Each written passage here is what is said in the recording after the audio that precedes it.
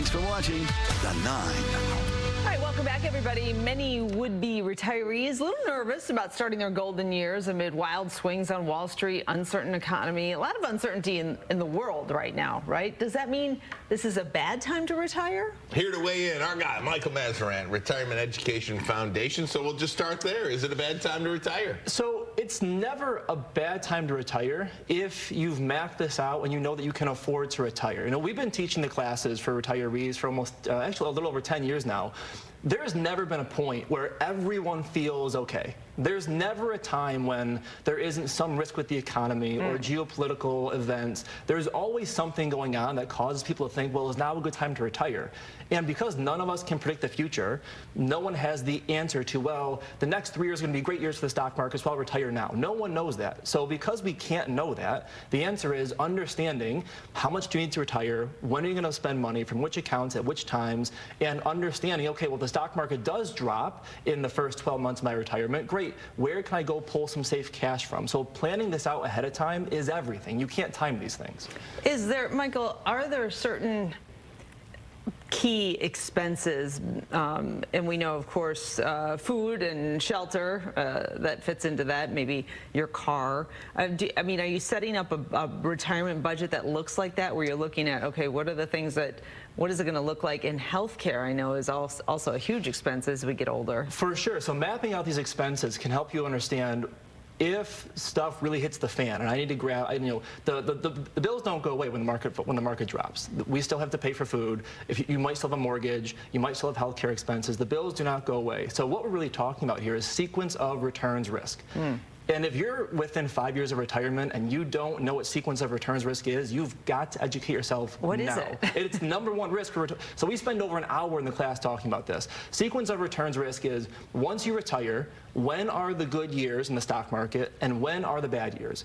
A lot of people focus on the average return. Well, I average 6% or 8%. When you're retired, the average return is less impactful than the sequence of the returns. Because once you retire, you're pulling money out of your nest egg. If we have a couple bad years early, and you're pulling money out while the market is dropping, a lot of people have coached themselves when the market is dropping, don't panic, it's going to recover. And that's true.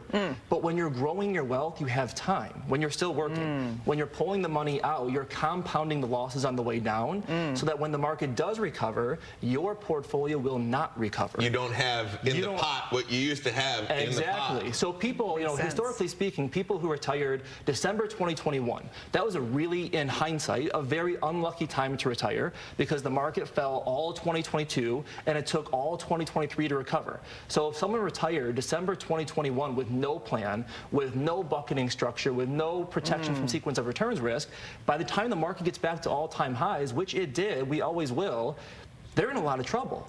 So that's why it's so important to map this stuff out before you retire and have a plan so that when things do go wrong, we will always have recessions and market events. You have a plan. You're not trying to map out when the market's going to come or go. I mean, pandemic, we probably knew that was going to be a pretty rough economic situation, but beyond that, you're not trying to predict the market. You're trying to protect yourself. Exactly. So no one can predict. Drop. Yes, no one can predict what's going to cause the next crash, how far it's going to fall, how long it will take to recover. No one can predict those things. But you can predict, okay, well, when am I spending how much money? Right. And once you map out your spending, now you can start to protect the next 1 to 3 years of income into a safer bucket.